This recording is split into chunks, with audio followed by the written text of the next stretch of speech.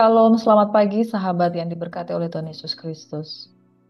Bersyukur kepada Tuhan, sebab rahmat-Nya selalu baru setiap pagi. Kita yang mengandalkan Tuhan, percaya bahwa kita beroleh kekuatan baru. Jangan tawar hati pada masa kesesakan, sebab kecillah kekuatanmu. Tetapi bersukacitalah di dalam pengharapan, sabar di dalam kesesakan, dan bertekun di dalam doa. Bapak Ibu Saudara yang diberkati, Yesus Kristus adalah kekuatan dalam kehidupan kita. Mari kita sangkal diri dan pikul salib setiap hari, tetapi orang yang mengenal Tuhan akan tetap kuat dan bertindak. Saudara, mari kita satu dalam doa, kita akan merenungkan firman Tuhan dari pasal keempat dari 2 Korintus sampai dengan pasal yang kelima ayat yang ke-10. Bapak Ibu Saudara, mari kita berdoa, mohon pertolongan dari Roh Kudus. Bapa, terima kasih Tuhan. Terima kasih buat nafas kehidupan yang Engkau anugerahkan. Kami beroleh kekuatan baru di saat kami mengandalkan Tuhan. Lebih lagi ketika kami merenungkan firman, kami ditegur, kami dikuatkan, kami dihibur, kami diingatkan. Supaya oleh firman-Mu, kami diselamatkan, jiwa kami dipulihkan. Di dalam nama Yesus Tuhan, kami sambut berkat-Mu. Haleluya. Amin. Berkat yang terindah adalah firman Tuhan. Oleh sebab itu, saudara, mari kita terus mengandalkan Tuhan dengan selalu berpegang pada ketetapan firman. Pada pagi hari ini kita akan merenungkan firman Tuhan dengan tema utama yaitu menguatkan hati dalam pelayanan dan pengharapan kekal yang akan kita renungkan bersama dalam 2 Korintus 4 ayat 1 dan hingga ayat yang ke-10 dari pasal yang kelima. Nah, saudara, setiap orang yang percaya melayani Tuhan pasti ada tantangan, bahkan ada penolakan, ada penderitaan. Saudara, jangan cuma kita lihat di layar TV atau di panggung-panggung KKR, wah jadi hamba Tuhan itu dikenal, disukai, banyak fansnya, banyak yang mengidolakan. Tapi saudara, tidak sedikit di dalam pelayanan itu ada tantangan. Bahkan ketika kita menyampaikan firman, ada saja yang menolak. Dan juga ada penderitaan, mungkin penderitaan badani, penderitaan jasmani, penderitaan jiwa. Tapi saudara, jemaat di Korintus ditegaskan, meskipun tubuh jasmani kita semakin lemah, semakin merosot, semakin tua, ya, semakin tak berdaya. Tapi pengharapan kekal itu yang menjadi jaminan. Apa yang tidak kelihatan itu terus memberikan kita kekuatan, faith, ya, dan kekuatan dari dalam, ya, give us strength untuk terus maju melangkah dengan Tuhan. Bapak Ibu Saudara yang diberkati, mari kita baca firman Tuhan pada pagi hari ini, harta rohani dalam bejana tanah. Oleh kemurahan Allah kami telah menerima pelayanan ini, karena itu kami tidak tawar hati, tetapi kami menolak segala perbuatan tersembunyi yang memalukan. Kami tidak berlaku licik dan tidak memalsukan firman Allah, sebaliknya kami menyatakan kebenaran dan dengan demikian kami menyerahkan diri kami untuk dipertimbangkan oleh semua orang di hadapan Allah. Jika Injil yang kami beritakan masih tertutup juga, maka ia tertutup untuk mereka yang akan binasa, yaitu orang yang tidak percaya, yang pikirannya telah dibutakan oleh ilah zaman ini sehingga mereka tidak melihat cahaya Injil tentang kemuliaan Kristus yang adalah gambaran Allah. Sebab bukan diri kami yang kami beritakan, tetapi Yesus Kristus Tuhan, dan diri kami sebagai hamba-Mu karena kehendak Yesus. Sebab Allah telah berfirman, dari dalam gelap akan terbit terang. Ia juga akan membuat terang yang bercahaya di dalam hati kita, supaya kita beroleh terang dari pengetahuan tentang kemuliaan Allah yang nampak pada wajah Kristus. Tetapi harta ini kami punya dalam bejana tanah liat, supaya nyata bahwa kekuatan yang melimpah-limpah itu berasal dari Allah, bukan dari diri kami. Nah, saudara, penderitaan itu bagian dari hidup, dan penderitaan dan tantangan bagian dari pelayanan. Dan supaya kemuliaan itu nyata, kita itu seperti bejana-bejana yang tidak berguna, bejana-bejana tanah liat, bejana-bejana yang kelihatan gelap, kosong, dan tidak ada apa-apanya. Tetapi dari dalam situ keluar kekuatan dan kemuliaan Allah. Nah, saudara, Injil yang diberitakan jika masih tertutup, berarti orang yang tidak mau menerimanya itu, mereka ya pasti binasa. Oleh sebab itu, saudara, demi kemurahan Allah, pelayanan ini sudah diterima oleh hamba-hamba Tuhan. Jangan tawar hati. Mari sama-sama katakan, jangan tawar hati. Jika engkau tawar hati pada masa kesesakan, kecillah kekuatanmu. Sebaliknya, mari kita tolak segala perbuatan tersebut yang memalukan, dan jangan memalsukan firman Tuhan. Lanjut pada ayat yang berikutnya.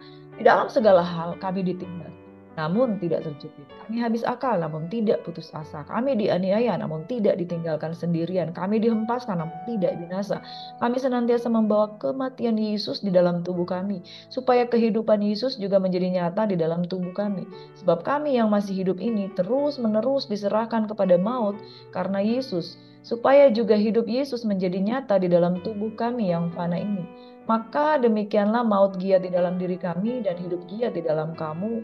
Namun karena kami memiliki roh iman yang sama, seperti ada tertulis, aku percaya sebab itu aku berkata-kata. Maka kami juga percaya dan sebab itu kami juga berkata-kata. Karena kami tahu bahwa Ia yang telah membangkitkan Tuhan Yesus akan membangkitkan kami juga bersama-sama dengan Yesus. Dan Ia akan menghadapkan kami bersama-sama dengan kamu kepada dirinya. Sebab semuanya itu terjadi oleh karena kamu, supaya kasih karunia yang semakin besar, berhubung dengan semakin banyaknya orang yang menjadi percaya, menyebabkan semakin melimpahnya ucapan syukur bagi kemuliaan Allah. Nah, saudara, dalam segala hal, berarti saudara, ini tantangan yang dialami Paulus itu kiri, kanan, muka, belakang, atas, bawah. Ya, kalau dikatakan ditindas, saudara ini gak enak, saudara. Ya, ditindas tapi tidak terjepit. Berarti selalu ada pertolongan.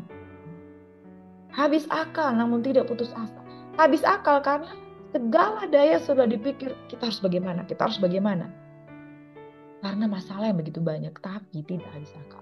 Kami dianiaya. Nah, saudara kalau dikatakan dianiaya, berarti benar-benar dianiaya. Secara fisik, psikis. Ya, namun tidak ditinggalkan di sendirian. Kami dihempaskan namun tidak binasa. Saudara, ayat yang ke-10. Kami senantiasa membawa kematian Yesus dalam tubuh kami, supaya kehidupan Yesus juga menjadi nyata di dalam tubuh kami. Pada zaman itu, saudara, orang-orang yang betul-betul lahir baru, orang-orang yang hidup melayani dengan pengiringan mereka kepada Tuhan Yesus bersama dengan para rasul, mereka sangat percaya kuasa salib. Orang-orang pada waktu itu tidak takut mati, saudara. Kematian Yesus menjadi kekuatan mereka untuk terus melangkah. Nah, saudara, dalam dalam kehidupan kita, kita belum sampai mencucurkan darah. Tapi ada orang-orang yang sampai betul-betul mencucurkan darah di dalam mengiring Tuhan, tapi tetap kuat. Nah, biarlah kita yang hidup ini terus-menerus diserahkan kepada maut karena Yesus, supaya juga hidup Yesus menjadi nyata dalam kehidupan kita. Amin. Karena Ia yang telah membangkitkan Tuhan Yesus akan membangkitkan kita juga bersama-sama dengan Dia. Ayat yang selanjutnya, jangan tawar hati juga sekalipun menghadapi maut. Sebab itu kami tidak tawar hati, tetapi meskipun manusia lahiriah kami semakin merosot, namun manusia batin itu penting. Manusia inner human kita yang paling dalam. Kita dibaharui dari sehari ke hari. Tubuh boleh tua, ya, umur boleh bertambah, muka boleh keriput, badan boleh loyo, tapi yang di dalam harus getting stronger every day. Penderitaan ringan yang sekarang ini mengerjakan bagi kami kemuliaan kekal yang melebihi segala-galanya, jauh lebih besar daripada penderitaan kami. Sebab ini yang harus kita pegang. Kita tidak perhatikan apa yang kelihatan oleh mata, melainkan yang tidak kelihatan, karena yang kelihatan adalah sementara. Your physical body itu adalah sementara. Tetapi imanmu yang tidak kelihatan tentang pengharapan hidup kekal itu selama-lamanya. Karena kami tahu bahwa jika kemah, tubuh, tempat kediaman kita di bumi ini dibongkar, Allah telah menyediakan suatu tempat kediaman di sorga bagi kita, suatu tempat kediaman yang kekal yang tidak dibuat oleh tangan manusia. Selama kita dalam kemah ini, kita mengeluh karena kita rindu mengenakan tempat kediaman surgawi di atas tempat kediaman kita yang sekarang.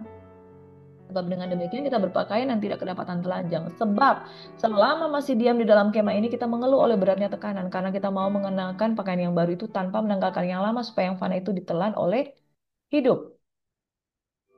Tetapi Allah yang justru mempersiapkan kita untuk hal itu dan yang mengaruniakan roh kepada kita sebagai jaminan segala sesuatu yang telah disediakan bagi kita. Maka oleh karena itu, hati kami senantiasa tabah, meskipun kami sadar bahwa selama kami mendiami tubuh ini, kami masih jauh dari Tuhan. Nah, saudara, ayat 7, biarlah ini yang kita pegang, sebab hidup kami ini adalah hidup karena percaya, bukan karena melihat. Faith, because of believing, not because of you see with your eyes. Tetapi hati kami tabah dan terlebih suka kami beralih dari tubuh ini untuk menetap pada Tuhan. Sebab itu jika kami berusaha, baik kami diam di dalam tubuh ini maupun kami diam di luarnya, supaya kami berkenan kepadanya. Sebab kita semua harus menghadap ini, saudara, tahta pengadilan Kristus. Supaya setiap orang memperoleh apa yang patut diterimanya sesuai dengan yang dilakukannya dalam hidup ini, baik ataupun jahat. Semua akan menghadap tahta pengadilan Kristus. Poin yang pertama, saudara, pelajari ini kita bersama-sama. Pelayanan itu harus dilakukan dengan tulus. Ada tantangan, tidak ada tantangan, terlebih jika ada tantangan, jangan mundur, jangan takut, jangan tawar hati. Pelayanan itu bukan dari diri sendiri, tapi oleh karena belas kasihan Tuhan, itu pelayanan itu anugerah. Kalau kita bisa melayani Tuhan, itu anugerah, saudara. Kita yang tidak layak diberikan kesempatan untuk melayani Dia, raja di atas segala raja. Bukankah itu anugerah? Siapa sih yang tidak mau melayani presiden? Siapa yang tidak mau melayani para menteri, saudara? Ya, apalagi ini kita melayani raja di atas segala raja, itu anugerah, saudara. Dan belas kasihan Tuhan itu yang memampukan kita. Aku menolak segala tipu daya dan kepalsuan. Nah, kita harus jujur, terbuka, motivasi kita harus murni, bersih di hadapan Tuhan. Injil itu akan tertutup bagi mereka yang terus-menerus diberitakan Injil tapi tidak juga mau percaya. Karena ilah zaman ini membutakan mereka. Nah, yang diberitakan bukan diri sendiri, melainkan Yesus Kristus sebagai Tuhan. Tuhan yang menyuruh terang bercahaya adalah Tuhan yang memberi terang pengetahuan tentang kemuliaan-Nya. Aplikasi dalam hidup kita. Nah, saudara, ketika kita melayani, jangan tawar hati, jangan mudah mundur, jangan mudah down, jangan mudah menyerah, jangan mudah, udahlah kalian aja yang melayani, aku nggak usah, jangan mudah meninggalkan pelayanan. Jangan menjadi orang yang gampangan, gampang menyerah, gampang mundur, eh, gampang menolak tantangan. Nah, saudara, fokus kita bukan hanya sekedar hasil. Wah, saya ingin melayani Tuhan, karena nggak tercapai, mending saya mundur. Nah, saudara, jangan seperti itu. Tapi tulus dalam penderitaan dan pemberitaan firman Kristus. Poin yang kedua, saudara, kita ibarat bejana tanah liat di tangan penjuna. Kelihatannya kurang mulia, mungkin ya, tapi berguna. Karena bejana itu diisi dengan harta. Harta kami punya dalam bejana tanah liat. Nah, kita ini seperti bejana tanah liat itu perlu tangan Tuhan untuk membentuk. Ketika dibanting mudah pecah. Tapi ada harta Injil yang diberikan kepada kita. Meskipun ada penderitaan, jangan mudah putus asa. Meskipun kelihatan rapuh, mudah dibanting, mudah dihancurkan, tetapi harta yang kita punya itu berharga. Amin. Kematian dan penderitaan yang kita alami adalah jalan untuk hidup Yesus dinyatakan. Kita menjadi suratan terbuka yang bisa dibaca oleh semua orang. Fokus pada iman, fokus pada pengharapan bahwa Yesus pasti akan bangkit. Manusia lahiriah akan tua, akan keriput, akan merosot. Tapi ini loh, saudara, apa yang di dalam hati kita, batin kita itu dikuatkan, dibarui setiap hari. Dengan cara apa? Kemuliaan Tuhan yang Dia curahkan dalam rohnya. Mungkin kita menderita, tetapi itu hanya sesaat. Tidak akan sebanding, ini kemuliaan kekal itu selama-lamanya loh, saudara. Saudara tidak akan mati. Nah, saudara mau bandingkan penderitaan yang cuma singkat ini dengan kemuliaan yang akan kekal? Gak sebanding, saudara. Makanya sabar. Aplikasi dalam hidup kita. Mungkin saat kita merasa lemah, jangan biarkan iblis mencuri kelemahan kita. Tapi biarlah Tuhan pakai kelemahan kita untuk menyatakan kuasanya. Di saat Yesus lemah, Dia disalib, kemuliaan Bapa dinyatakan. Jangan fokus pada penderitaan saat ini, tapi fokus janjinya pada kekekalan. Makanya Yesus menghadapi penderitaan di kayu salib itu hanya beberapa hari, saudara. Hanya beberapa waktu lamanya, saudara. Dan pada hari ketiga Dia udah bangkit. Setelah dari situ ketika Dia bangkit, kemuliaan Tuhan dinyatakan. Amin. Jadi penderitaan itu hanya sementara. Poin yang ketiga, saudara, kerinduan akan rumah surgawi, biarlah itu menjadi bagian dari kita semua. Bahwa kemah, tempat kediaman kita yang ada ini, itu sifatnya sementara. Tubuh kita jaga supaya dia cantik, molek, mulus, ya, kinclong, glowing, dan lain sebagainya. Toh akan tua juga, toh akan mati juga, toh akan kaku juga, toh akan dikubur juga, toh akan menjadi pucat juga, ya saudara, karena mati. Nah, ada satu tempat kediaman di sorga itu yang kekal. Kemah sementara ini akan binasa. Tapi kita kan punya tubuh kemuliaan. Sifatnya kekal. Saudara miliki kerinduan untuk mengenakan tubuh sorgawi. Nah, saudara, ada orang ya, kita lihat di TV-TV, ada artis gendernya dari yang lain diganti gendernya, dibikin percantik, habis uang ratusan juta sampai miliaran untuk mempercantik. Muncul-munculnya kayak boneka. Dan itu pun saudara, nanti kalau dia mati di pintu antara surga dan neraka, malaikat bilang, kamu siapa? Saya nggak ciptakan kamu seperti ini. Lagi pula ini tubuh biasa, tubuh yang fana. Engkau sudah membuatnya mungkin sudah dari plastik ya, dikatakan beda plastik dan sebagainya, istilahnya seperti itu saudara. Tubuh yang kelihatannya cantik, molek, diperdandankan, dipercantik waktu dia masih hidup, gak akan bisa dibawa mati di dalam kekekalan. Yang ada adalah kebinasaan, apalagi kalau sudah ganti gender, saudara. Ya, you bikin top surgery, saudara. Ada seorang anak muda ya, saudara. Waktu dia masih muda, dia ganti gendernya dari perempuan, dia ganti gendernya menjadi laki-laki. Dia bikin top surgery, saudara. Tapi kemudian ketika dia menikah dengan laki-laki, waktu itu dia sebagai transgender laki-laki, saudara. Tapi kemudian mereka mengalami lawatan Tuhan, mereka bertobat. Dan dia katakan, adalah satu penyesalan yang luar biasa, saya pernah melakukan top surgery ya, saudara. Dia potong bagian, mohon maaf, bagian wanitanya yang bagian atas, saudara. Tapi kemudian waktu dia bertobat, dia kemudian menjadi wanita kembali di dalam pernikahannya dengan suaminya. Kemudian dia keep memberitakan Yesus. Dia pregnant 2 kali, saudara. Dia punya anak. Dan kemudian dia katakan, aku menyesal pernah melakukan top surgery. Dan kemudian dia bertobat dan sekarang dia memberitakan Injil. Mungkin dia akan menjadi berkat bagi orang-orang yang sudah menyimpang di luar sana, yang sampai harus mengganti gendernya untuk mencari jati diri yang mereka cari. Tapi ternyata ya perempuan ini dia kembali ke citra dirinya sebagai perempuan dengan satu penyesalan, tapi dia katakan, inilah satu penyesalan yang saya lakukan. Tubuh saya ubah-ubah menjadi seperti apa yang saya pikir saya mau, menjadi pria. Sampai sekarang dia masih mencukur jenggot karena dia mengkonsumsi hormon-hormon secara rutin untuk bisa menjadi seorang transgender pria. Nah, saudaraku yang diberkati, kemudian penyesalan turun atas kehidupannya, pertobatan terjadi, dia punya 2 putri, kemudian dia di dalam pernikahannya mereka berdua bertobat sungguh-sungguh. Dan saudara, inilah yang Tuhan kehendaki. Kamu mau cari pengharapan apa di dalam tubuhmu sebagai kemah yang sementara? Kemah sementara itu akan dibongkar. Miliki pengharapan di dalam Tuhan.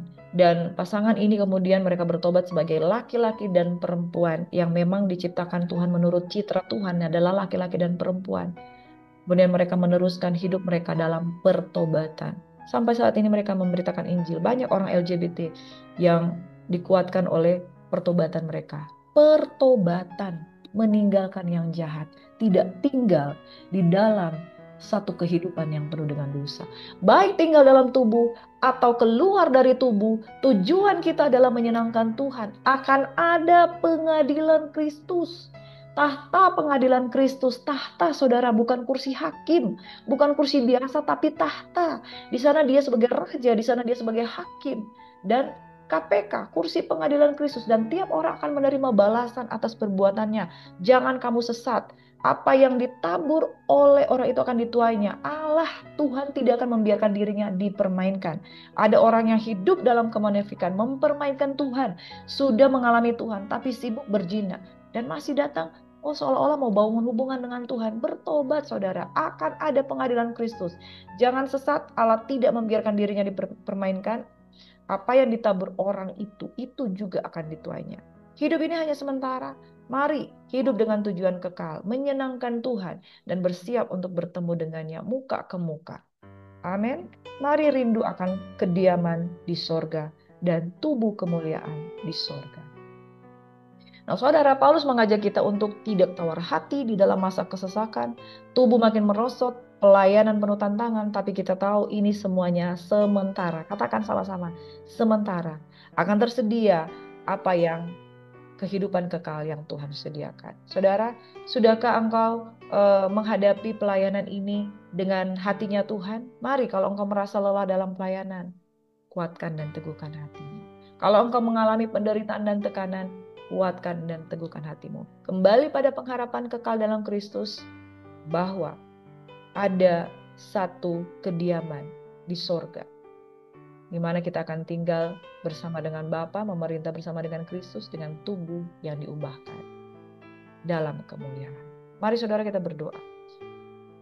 Bapa, di dalam nama Yesus, apapun yang menjadi kendala, tantangan di dalam pelayanan dan kehidupan kami, biarlah kami tidak tawar hati, tidak meninggalkan pelayanan, tidak mundur, tidak menjadi kecewa dan menolak firman. Tapi biarlah kami makin teguh. Harta yang kami punya di dalam bejana tanah liat, supaya nyata bahwa kekuatan yang berlimpah-limpah ini berasal daripada Tuhan. Dan nyatakan Tuhan, kami bukan bejana yang lemah, tapi kami kuat. Oleh karena firman Tuhan yang menguatkan kehidupan kami, kami memberitakan Injil. Bagi mereka yang menerimanya kami adalah bau yang harum. Tetapi bagi mereka yang menolak kami adalah bau kematian. Dan jikalau Injil ini tertutup juga, itu bagi mereka yang akan mengalami kebinasaan. Tapi kami berdoa Tuhan, firman Tuhan yang disampaikan akan menjangkau sebanyak-banyaknya jiwa. Dan di dalam nama Yesus, biarlah kami memiliki kerinduan pengharapan akan kediaman sorgawi, bahkan tubuh kemuliaannya akan diubahkan. Menjelang kedatangan Tuhan pada kali yang kedua, biarlah kami senantiasa selalu menanti-nantikan Tuhan. Tuhan kiranya memberkati dan melindungi engkau. Tuhan menyinari engkau dengan wajahnya, memberikan engkau kasih karunia. Tuhan menghadapkan wajahnya kepadamu, memberikan engkau damai sejahtera. Diberkatilah usaha pekerjaanmu, tubuhmu diberkati, sehat kuat, dan nantikanlah Tuhan. Ya, nantikan Tuhan sampai engkau menerima mahkota kehidupan. Di dalam nama Yesus, semua yang percaya diberkati Tuhan. Tetap kuat, tetap semangat. Pemulihan itu selalu tersedia. Di dalam nama Yesus, semua yang percaya diberkati. Sama-sama katakan haleluya. Amin. Saudaraku, miliki pengharapan akan kehidupan yang kekal. Tuhan senantiasa menguatkan saudara. Shalom, God bless you.